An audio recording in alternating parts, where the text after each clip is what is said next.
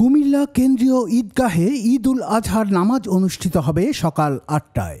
কুমিল্লার সবচেয়ে বড় এই ঈদ জামাতে ইমামতি করবেন কান্দিরপাড় জামে মসজিদের পেশ ইমাম হাফেজ মাওলানা মোহাম্মদ ইব্রাহিম। তিনি গত ২৬ বছর ধরে কুমিল্লার কেন্দ্রীয় ঈদগাহে ঈদের জামাতে ইমামতি করছেন। এর আগে তাঁর পিতা কারি মোহাম্মদ ইসহাক সুদীর্ঘ ৪৪ বছর কুমিল্লা কেন্দ্রীয় ঈদগাহে ঈদের নামাজ পড়িয়েছেন।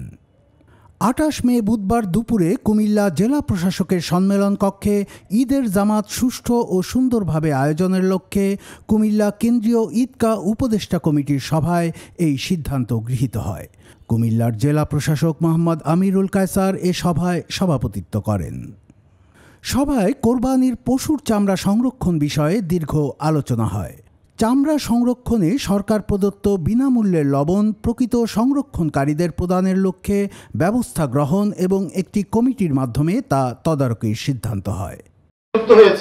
সিন্ডিকেট যেটা বলা হয়ে থাকে, এটা আমার মনে হয় যে সরকারের যে সিদ্ধান্তগুলো নেওয়া হয়েছে এর ফলে এটা আর অস্তিত্ব থাকবে না। কারণ কাঁচা চামড়া এক্সপোর্টের সিদ্ধান্ত নেওয়া হয়েছে, বিনামূল্যে লবণ দেওয়া হয়েছে এবং আমার মনে হয় যে এবছর আমরা প্রপারলি এই চামড়ার বিষয়টা ম্যানেজ করতে সক্ষম হব।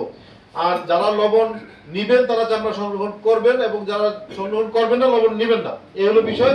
এবং আরেকটা বিষয় খেয়াল রাখতে হবে, কেউ ঢাকামুখী রওনা দিবেন না ১০ দিনের মধ্যে। যদি কেউ রওনা হন তাদেরকে কষ্ট হবে, সাফারিং হবে পথে। সরকারের সিদ্ধান্ত এটা মেনে নিতে হবে আপনাদের সকলকেই।